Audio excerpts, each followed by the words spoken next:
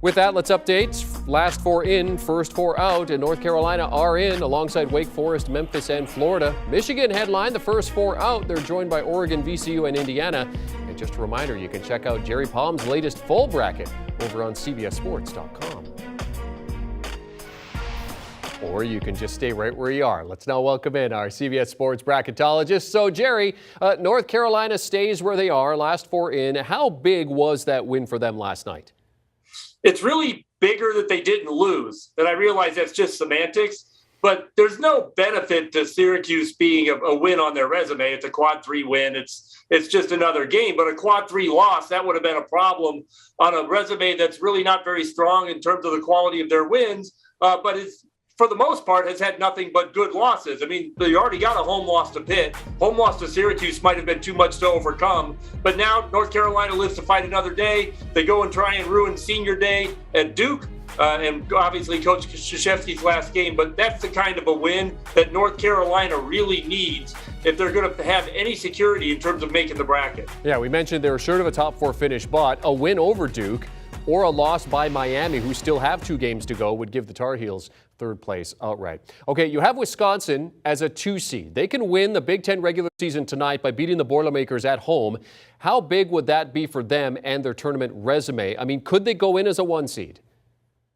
Yeah, yes, they could, but not because they're Big Ten champion. That's not really a thing for the committee. They don't put any extra weight on how you perform in conference, but it would be a sweep of Purdue in the regular season, and that would obviously be a big feather in their cap as they're trying to build a case for a 1 seed. I think, if Wisconsin or Purdue or maybe Illinois were to win out all the way from here, then through the Big Ten tournament and be Big Ten tournament champion, any of those teams would have a shot at the number 1 seed, but Wisconsin and Purdue would have the better shot ahead of Illinois.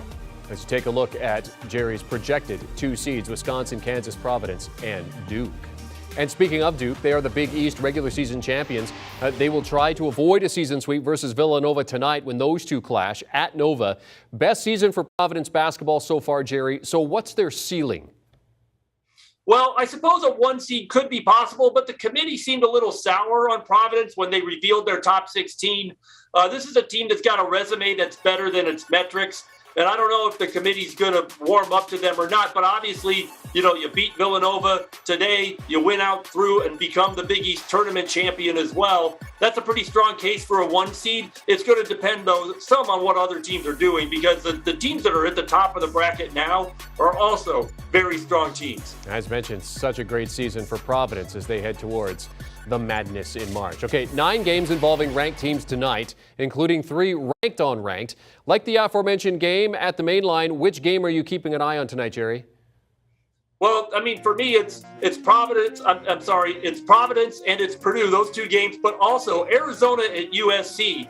Arizona has a chance to clinch the outright Pac-12 championship tonight. This game was rescheduled from January when USC was having a COVID problem. Normally, Arizona would be playing USC, as the first of a weekend set with the LA schools. But this is a big game also for USC, who's trying to play their way up the bracket. This would be their biggest win of the season as well. But for Arizona, it's about staying on the top line and getting a Pac-12 title tonight.